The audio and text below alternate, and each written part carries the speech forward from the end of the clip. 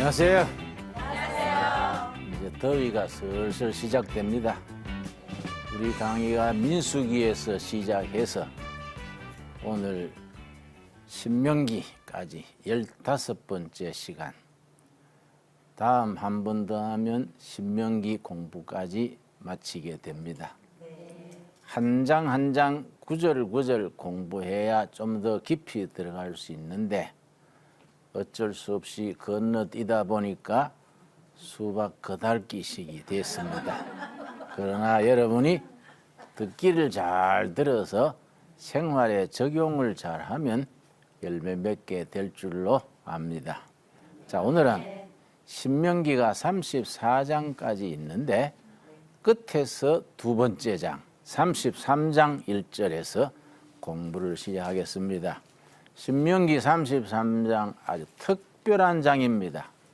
창세기 49장과 짝을 이루어서 신명기 33장은 모세가 죽기 전에 12지파에 대해서 한 지파 한 지파 이름을 낱낱이 짚으면서 축복 기도한 내용이 신명기 33장입니다. 아주 특별한 장이지요. 33장 1절 하나님의 사람 모세가 죽기 전에 이스라엘 자손을 위하여 축복함이 이러하니라. 그 당시에 모세가 120세 살았다는 것은 대단한 나이지요. 그런데 모세가 어떻게 해서 120세까지 살았느냐? 모세의 건강법 하는 책이 있어요.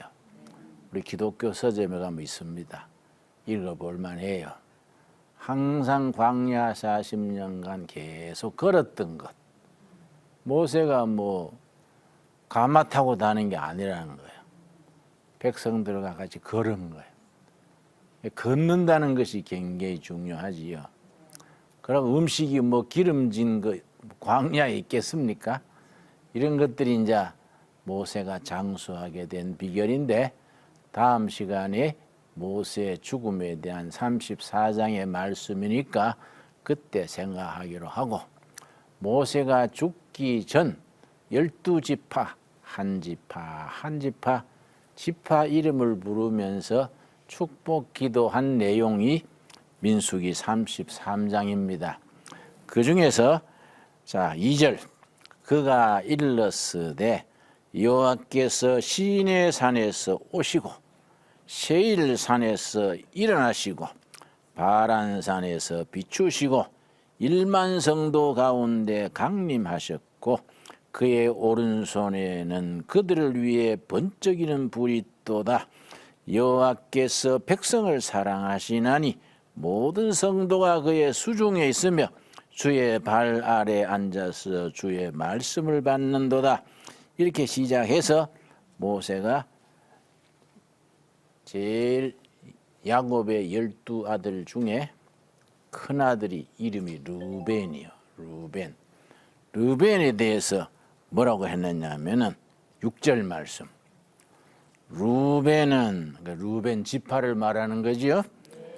자, 야곱이 12아들을 놓고 축복 기도한 것이 500여년 전이요.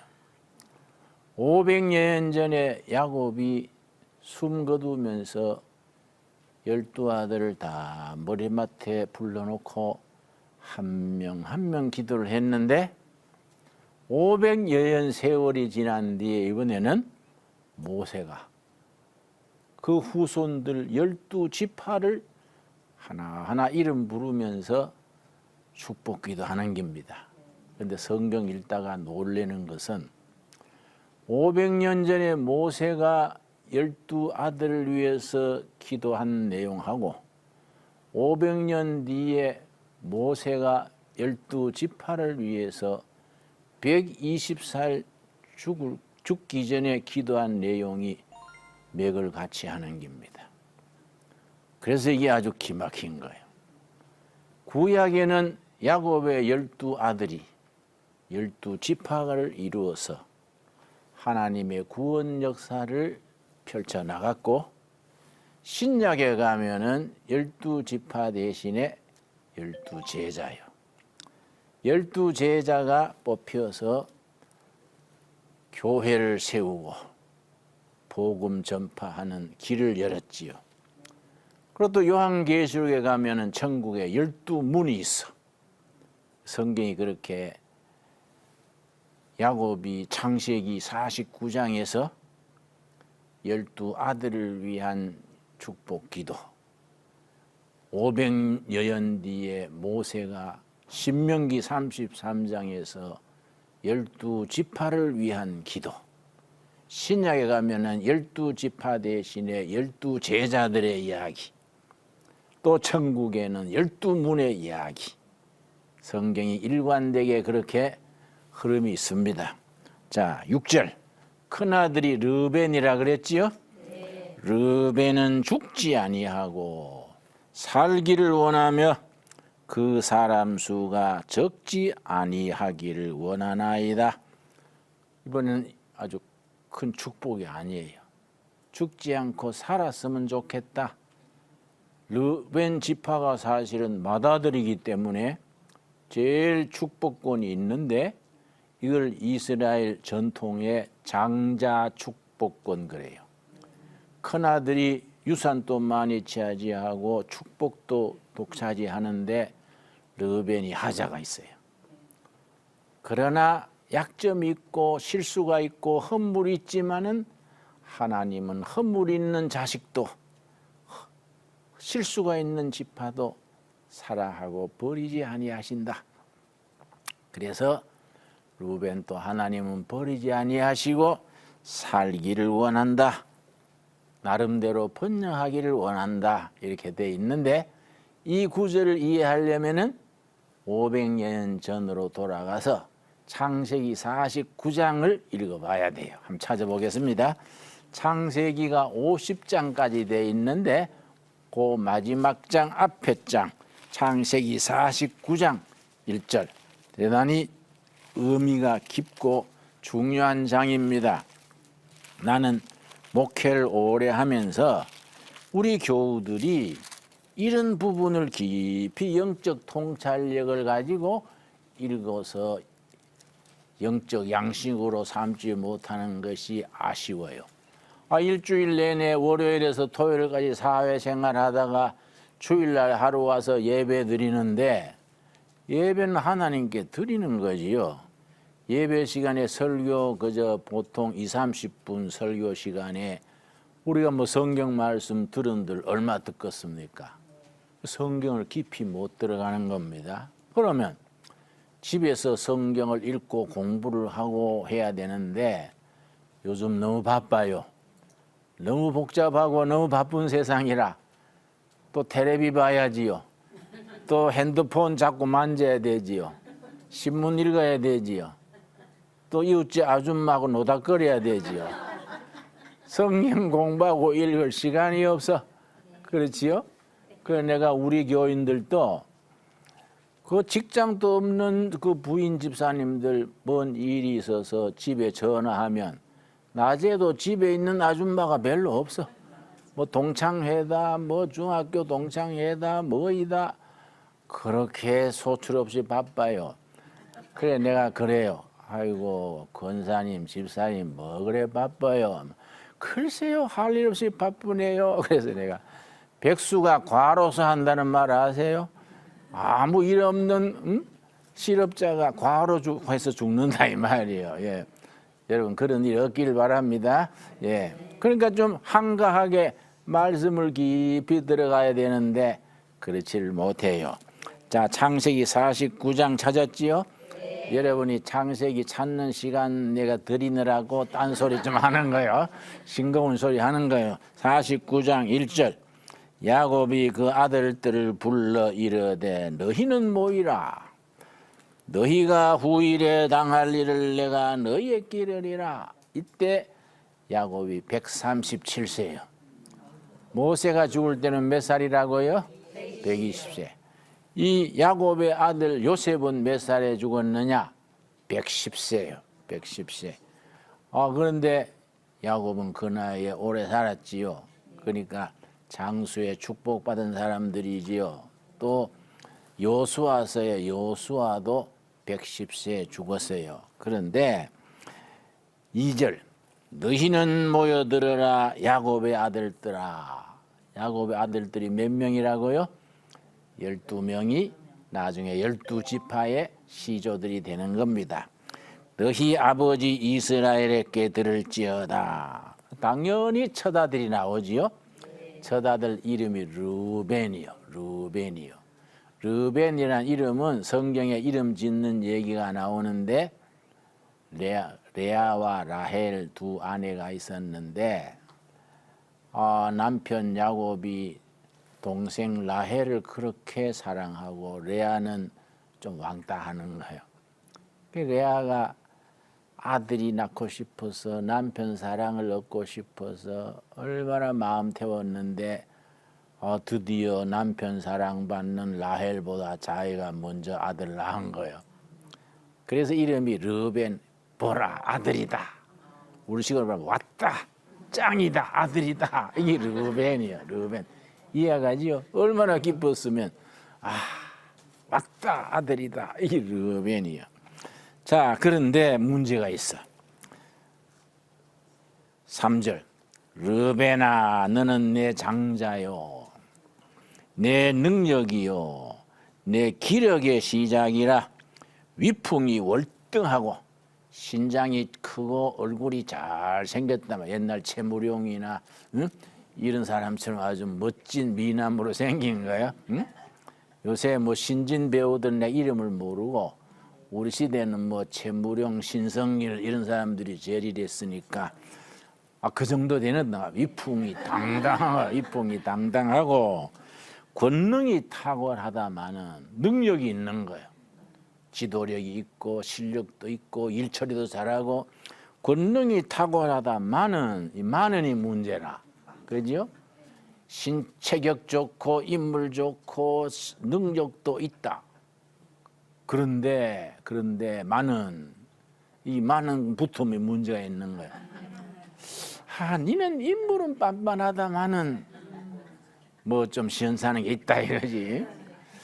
김진영 목사가 설교는 잘한다마는 뭐 인물이 보는 사람이 보기에 미안하다든지 뭐가 있다 이거지. 이게 안 붙어야 되는데. 그 다음이 르벤이 이게 문제라. 그 다음이 문제라. 4절 말씀.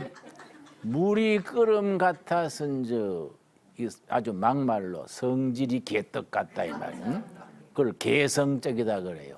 개떡 같은 성질. 솥에 물 붓고 장작을 막 떼면 물이 확 끓지요. 계속 불을 떼면 물이 막 뒤집어져. 손 안에서 위에 물 아래 물 막 뒤집어지는 거예요. 그 성격이 아침 저녁이 다르다 이게. 정서적으로 불안정하다 이게. 아무리 인물 좋고 일 잘해도 정서적으로 안정이 돼서 차분하게 일관되게 일해야 되지. 아침 저녁으로 기분이 다르고 아침에는 막 기분 좋다가 저녁 낮에는 막 죽어버릴까 이러고 사람 사귀는 것도 좋아하다가 또 팍 털어져가 이게 이제 개성이 강한 거지. 개떡 같은 성질이라 변동이 심한 거예요. 물이 끓음 같았은즉 아침 저녁이 다른 거야. 그러니까 큰 일을 못하지. 꿋꿋하게 나가야 뭔 일을 할 텐데 자꾸 성질이 변동이 심하니까 사회성이 사회성이.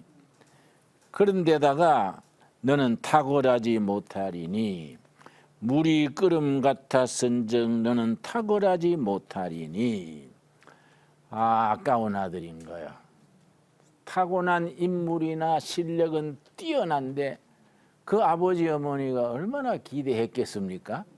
더구나 이스라엘 민족은 장자상 축복권인데 맏아들이 가문의 축복을 이어가는데 그 잘생기고 실력 있는 아들이 그래 삐딱선을 타니까 아버지 마음에 얼마나 안타까웠겠습니까? 그런데 아버지가 죽을 때 마지막 유언하면서 그래도 축복하고 싶겠지요? 근데 그게 아니라 12아들 이름 하나하나 부르면서 어떤 아들은 축복하고 어떤 아들은 거의 막 책망하고, 이 르벤 같은 맏아들은 뭐 거의 저주에 비슷한 그런 유언을 하는 거예요. 그 아버지 마음이 어떻겠습니까? 왜 그렇게 하느냐? 그 다음 말을 보면 이해가 가요. 탁월하지 못하리니 너가 아버지의 침상에 올라 더럽혔음이로다. 그가 내 침상에 올랐도다. 너는 안 돼. 너는 인물 좋고 체격 좋고 실력이 뛰어나지만은 안 돼. 아버지 침상에 올랐지 않느냐? 이 말이 좀 간접적인 표현이지요. 실제적으로는 야곱의 아내가 4명이요. 지금 또 그쪽 중동 사람들은 법적으로 아내가 4명까지 허락이 돼. 4명 넘으면 법에 제재받아. 근데 그걸 우리가 이해를 해야 돼요. 찬성은 못하지만 이해는 해야 돼. 왜? 하도 전쟁이 심하고 남자들 나와가지고 뭐 강도한테 죽고 전쟁에 죽고 뭐 너무 희생을 많이 당하니까 그 부인들이 대책 없는 거야. 남자들이 자꾸 전쟁에 죽고 젊은 과부들이 많이 나니까 인구가 줄어들지요. 대가 끊기지요. 그러다 보면 경제력도 위축되지요. 그 사회가 살아남기 위해서 전쟁에 죽은 사람의 아내, 뭐 이런저런 아내들 4가지 허락하는 거예요. 그래, 그 지역 풍속에 따라서 야곱도 아내가 4이요. 그러니까 우리가 이해는 가지요. 그러나 뭐 그대로 우리도 구약 시대처럼 나도 한 명 더 둘까? 이거는 또라이 소리지. 그건 안 되는 소리지. 성경은 철두철미하게 일부일처에 아담, 하와 일부일처인데 이스라엘 그 중동 사람들이 그 살아남기 위해서 그 지역에 이런 풍속이 있는 거예요. 그러나 그건 뭐 그것도 구약 시대지. 지금 또 유대인들은 지금도 이건 없어졌지요. 자, 그러나 다른 이 중동 사람들은 지금 또 4명까지는 뭐 사우디니 뭐 이라키니 이란인이 있잖아요. 지금도 그런 전통이 있어요. 그러나 이스라엘은 아마 내가 뭐 가보진 않았지만은 일부일체일 거예요. 그런데 그래서 맏아들 르벤이 아버지가 도저히 축복 기도할 수 없는 거예요. 왜냐? 4명 아내 중에 끝에 서모지. 서모는 젊을 거 아니야. 르벤은 맏아들이니까 나이 들 거 아니야. 야곱의 맏아들 르벤이 뒤에 들은 서모 4명 아내 중에 한 사람하고 나이가 비슷했을 거예요. 안 그렇겠습니까? 그래서 둘이 너무 가까이 지낸 거예요. 그때는 이제 각자 천막이 하나씩 있는데 르벤 맏아들이 서모 천막에 들어가서 자고 나오는 것을 아버지가 봤던가 봐. 그래 딱 마음에 품고 있었어. 당장 불러가지고 야 이놈아 네가 뭐 그럴 수 있나? 안 그런 거야. 야곱이 가만히 마음에 품고 있다가 숨 거둘 때 너는 안 돼. 너는 서모의 방에 들어가서 아버지의 침상에 네가 올랐지 않느냐? 그 말의 의미를 알지요? 네. 도덕적으로 이건 안 되는 거예요. 그러니까 아무리 타고난 실력이 있고 인물이 좋고 가능성이 있어도 첫째는 성격이 뭐 아침 저녁으로 바뀌고 둘째는 도덕적으로 윤리적으로 못할 짓 하면 장자에게 주는 축복을 줄 수가 없잖아요. 그래서 지금 아버지가 르벤 지파한테 너는 안 된다. 너는 그 아까운 재능과 인물이 성격이 너무 불안정하고 요즘 말로 EQ가 나쁘다 그래. EQ. 감성지수. 머리 좋은 거는 IQ. 가슴이 따뜻하고 인간적으로 바른 걸 EQ라 그래. 그런데 요즘 심리학이 발전하면서 연구가 많이 나오는데 머리 좋은 거는 못 바꾸어요. 부모한테 타고나는 거예요. 근데 EQ 가슴이 따뜻한 거는 자기가 노력해서 바꿀 수 있고 발전시킬 수 있는 거예요. 그런데 요즘 연구에 의하면 머리 좋은 사람이 성공하고 출세하는 게 아니야. 가슴이 따뜻한 사람이 성공하는 거야. 세계적인 기업가들, 큰 기업가들 조사를 해보니 머리 좋은 사람이 아니야. 인간성, 가슴이 따뜻함. 그걸 EQ라 그랬지요? 이모셔널, 감성 지수라 그래. 머리 좋은 거는 EQ, IQ, 지능 지수라 그래. 그러니까 IQ, 머리 좋은 것이 그 사람의 성공과 행복에 기여하는 것은 20%밖에 안 돼. 80%는 가슴이요. 인간성이 바르고 훈훈하고 포용력이 있는 사람. 그래서 여러분이 아버지, 어머니한테 타고난 IQ는 시원찮아도 학급에서 60명에 59등 해도 그건 어쩔 수 없잖아요. 부모 타고난 거니까. 그러나 가슴이 따뜻하면 되지. 그렇죠? 가슴이 따뜻하면 그걸로 사람을 품고 행복할 수 있는 거예요. 그래, 머리 좋은 사람이 불행한 사람이 많아. 지 잘났다고 떠들다가 외톨이가 되고, 그래 니 잘났다, 니 혼자 살아라. 이게 IQ 높은 사람의 단점이에요. 그러니까 여러분, EQ는 고칠 수 있다. EQ 나쁜 사람의 세 가지 특징이 있어요. 중요합니다. 내가 세 가지 말할 테니까 두 가지 이상 해당하면 안 되는 거예요. 이거. 첫째는 참을성이 없어. 미세스 조급증 그래. 두 번째는 화를 잘 내요. 응? 미세스 짜증이라 그래. 짜증되고 남자 같으면 핏대 올리고. 내 친구 중소기업 사장이 있는데 김 목사, 나 사장 못해 먹겠어. 우리 직원들이 내 별명을 뭐라 그런지 알아? 왕핏대라 그래. 그래서 왜 그런 별명 붙였어? 그랬더니 요새 젊은 애들 부려먹으려면 핏대 안 낼 수 있나? 열받는다. 야, 이것들이 말이지 재구실 못한대. 그래도 사장 하려면 참아야지. 안 그래요? 제일 쉬운 건 사장 안 해버리면 되지. 사장 하려면 그거 이 뭐 성질을 참아야지. 그러니까 참을성 없는 게 EQ 나쁜 거야. 첫 번째는 뭐라고요? 응?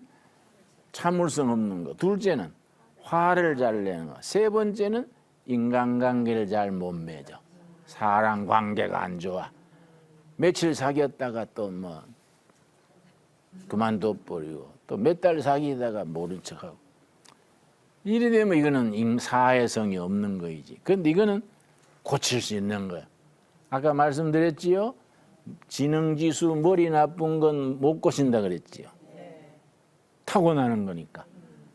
가슴이 EQ가 낮은 거는 고칠 수 있어요. 고치는 데는 주로 세 가지요. 첫째는 연애하는 거예요. 연애. 사랑하면 고치는 거. 사랑은 하나님은 사랑이시니까 사랑하면은 망가진 EQ가 회복되는 거예요. 그 연애가 아주 보약이지. 그 대학 시절 보면은 영 팔포이처럼 시원찮던 친구가 애인 잘 만나가지고 몇 년 뒤에 아주 멋있는 남자가 됐어. 마누라 잘 만나가지고 그걸 마누라를 로또 뽑은 거지. 그래가지고 인정 신사가 된 거야. 그러니까 남자는 여자를 잘 만나야 돼. 여자 못 만나면 뭐 망가지는 거야. 날고 기도 안 되는 거야. 응? 뭐 여자도 마찬가지지, 그지요? 응? 그 내가 제일 답답한 게 교인들 중에도 보면 똑똑한 여자가 반피 같은 남자하고 사는 거야. 그냥 모른 척 해야지 뭐. 그래서 안 됐다. 그래도 뭐 살아야지 어떻게. 회사 같으면 인사이동해가 바꾸면 되지만 부부는 아니잖아요. 끝까지 하늘나라까지 같이 가는 거예요. 그러니까 순교가 따로 있는 게 아니에요. 안 맞아도 같이 맞춰 사는 게 부부 생활이고, 자식이 낳았는데 이 르벤처럼 속썩이는 자식도 야 임마 내 아들 아이도 안 되잖아요. 그래 인생 사는 것이 그래서 참 조심조심 은혜로 살아야 돼요. 자, 그 르벤이 그래가지고 장자에게 주는 축복군을 잃어버린 거예요.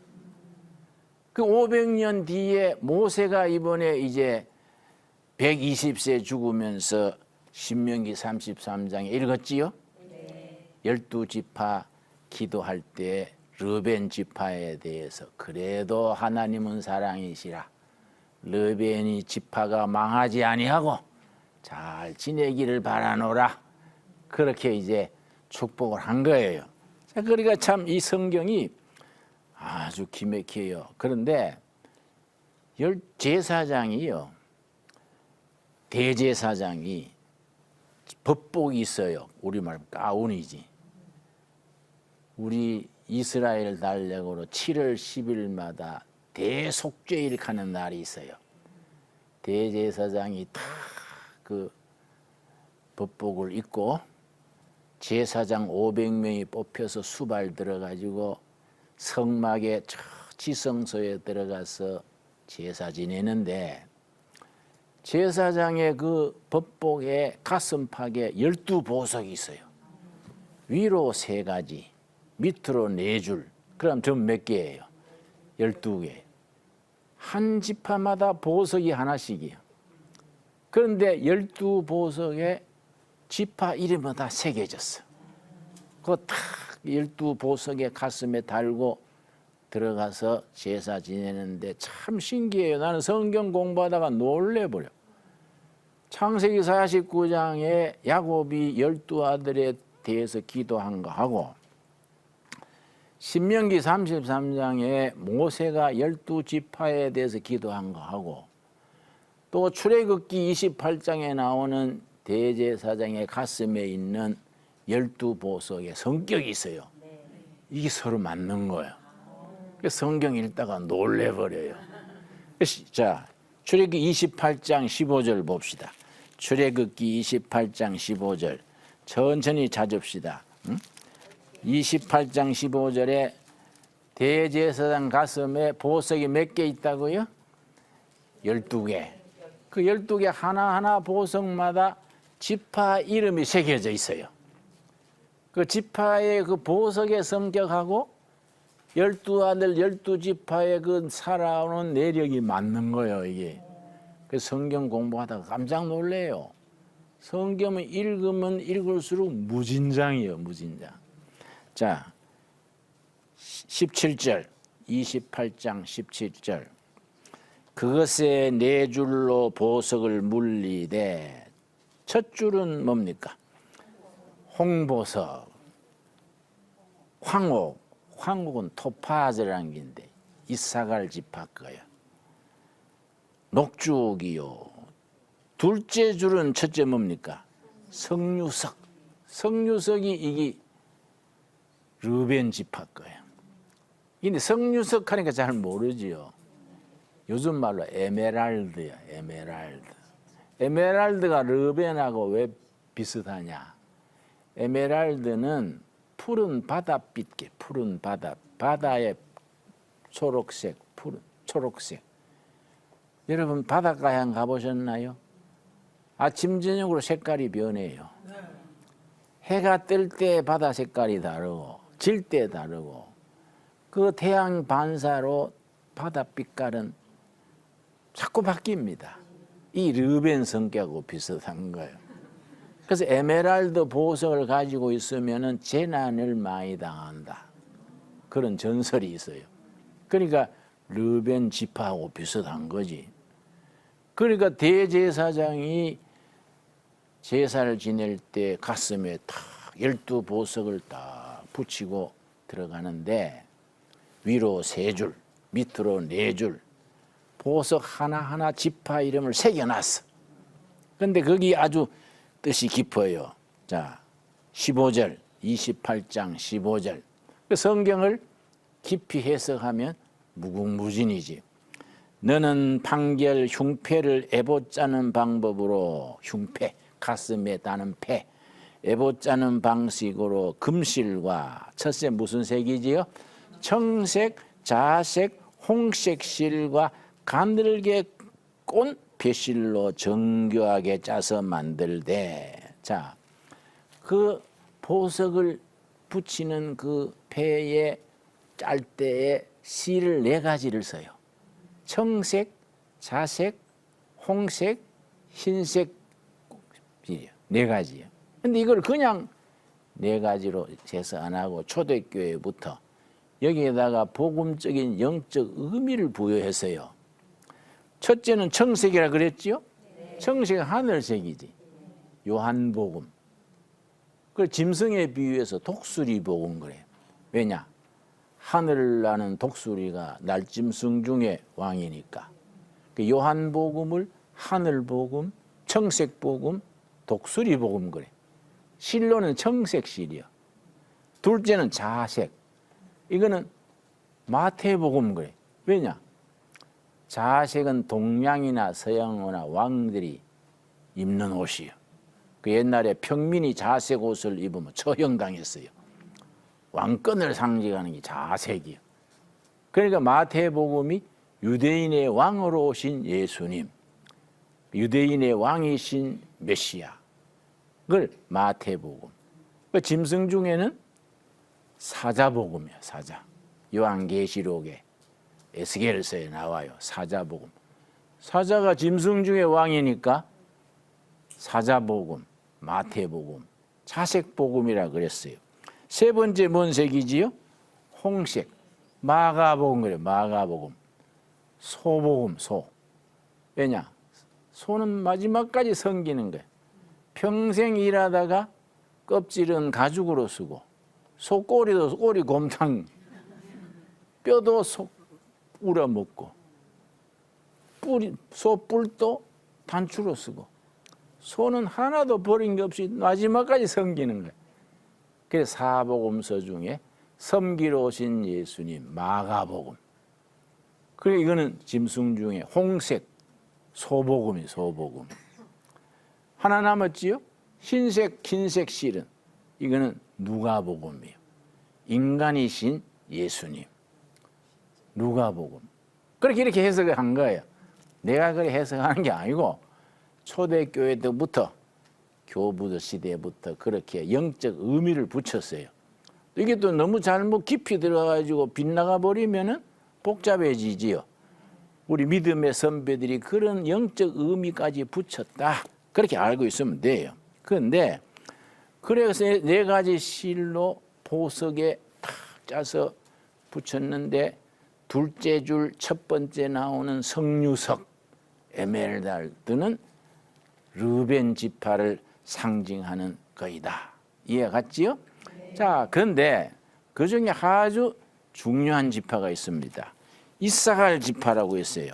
자, 신명기 33장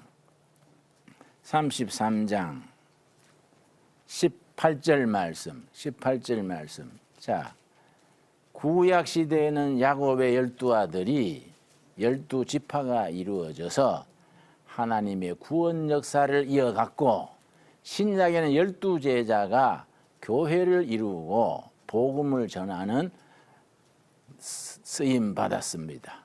우리 천국 갈 때 천국에는 또 12문이 있어가지고 12문에 12지파 이름이 있고 12제자 이름이 쓰였다. 요한계시록이 있어요.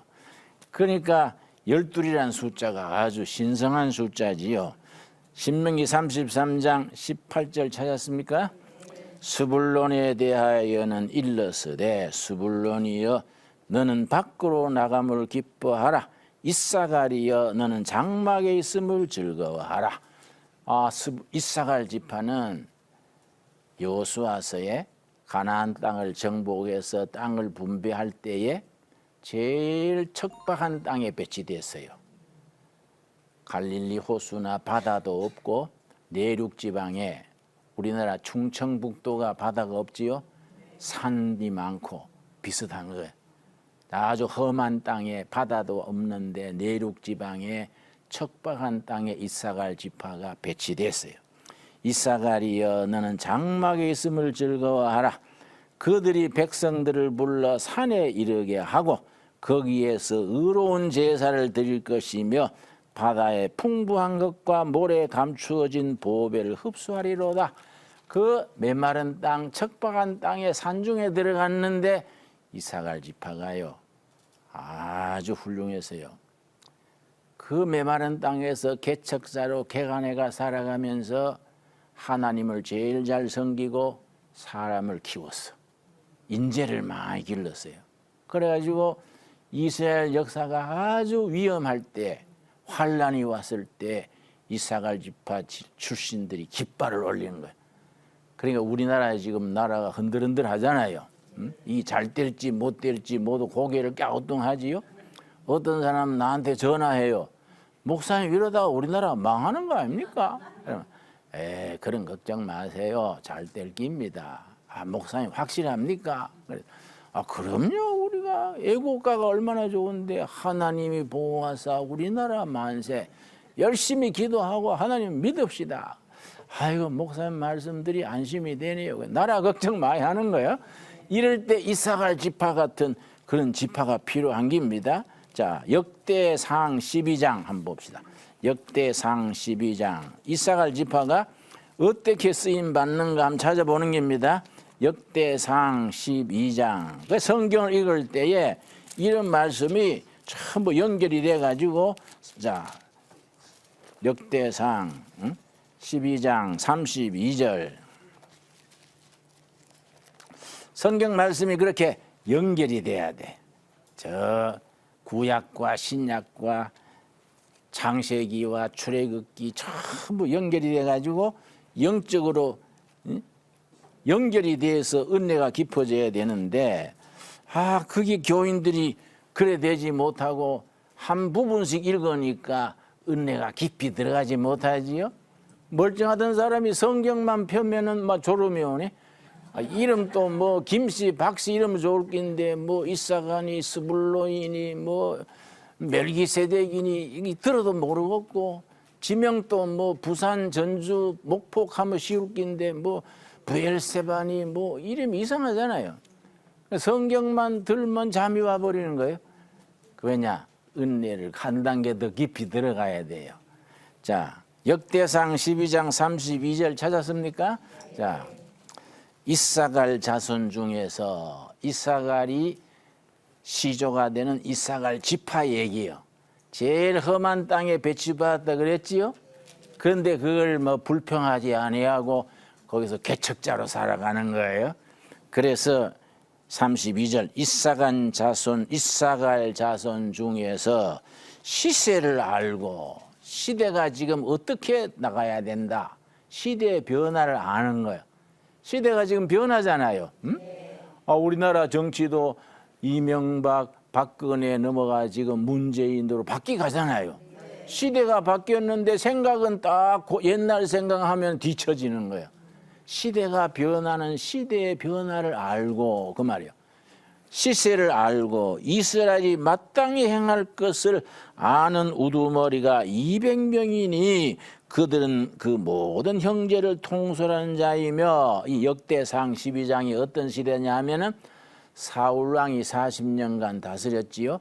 사울왕 다음에 다윗이 등장하는 거야. 그런데 사울은 지는 달이요. 다윗은 뜨는 해고. 이 바뀌는 기간에 혼란이 온 거예요. 바뀔 때는 혼란이 오잖아요. 혼란한 시대에 백성들이 이리 갈까 저리 갈까 우왕좌왕하는 거예요. 사울 시대에 잘 먹고 살던 사람들은 안 뺏기려고 그러잖아요. 새로 뜨는 다윗 사람들은 또 밑바닥에서 준비가 될 때 있지 않습니까? 백성들이 아주 처신이 곤란한 거예요. 이럴 때 누가 깃발을 들었느냐? 저 험한 오지에 개척자로 살던 이사갈 지파가 딱 깃발을 든 거예요. 지금 이 시대는 새로운 지도자 다윗한테 뭉쳐야 된다.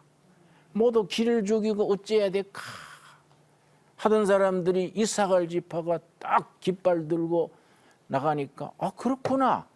다윗을 우리가 중심으로 뭉쳐야 되겠구나. 이사갈 지파가 결례와 민족이 나갈 방향을 제시한 거예요.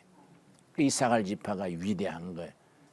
그러니까 백성들이 중간에서 우왕좌왕하다가 제일 오지에서 시원찮은 지파로 구박받던 이사갈 지파가 시세를 알고 나라가 나갈 방향을 아는 그러고 그런 걸 아는 지도자가 몇 명 있었다고요? 200명. 사람을 키운 거야. 몇 명을 키웠다고요? 200명. 우리나라 국회의원이 300명이요? 대충 알만하지요? 그 200명을 딱 지도자로 해가지고 깃발을 드니까 다른 지파들도 맞아. 다윗 쪽에 우리가 힘을 모으자. 미래의 희망이 생기니까 그 뒤에 보면은요. 좋은 민족의 기쁨이 넘치게 됐다. 백성들은 그때나 지금이나 희망이 있으면은 기쁜 거야. 행복한 거야. 아무리 잘 먹고 잘 살아도 배는 불러도 미래의 희망이 없으면 타락하는 거야. 막 우울증 걸리고 분쟁 나고.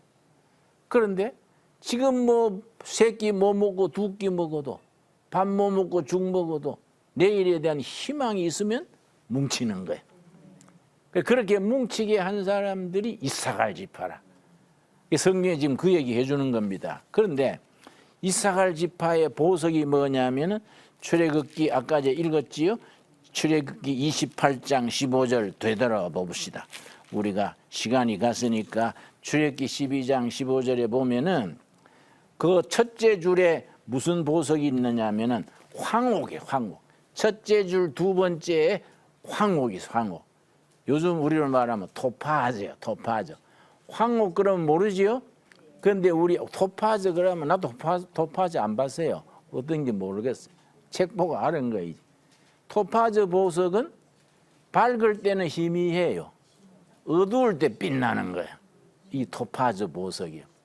토파즈 보석을 캘 때 밤에 후라시 들고 괭이 들고 바닷가에 주로 많은데 가서 어두운 데서 빛나는 돌을 캐는 거예요. 이게 토파즈예요. 근데 밝을 때는 별로 표가 안 나. 근데 어두운 데서 빛나는 거예요. 국가가 편안하고 잘 나갈 때는 별로 빛을 안 내는데 나라가 어려울 때, 가정이 어려울 때, 교회가 힘들 때 빛을 내는 거예요. 이 이사갈 지파와 같지요.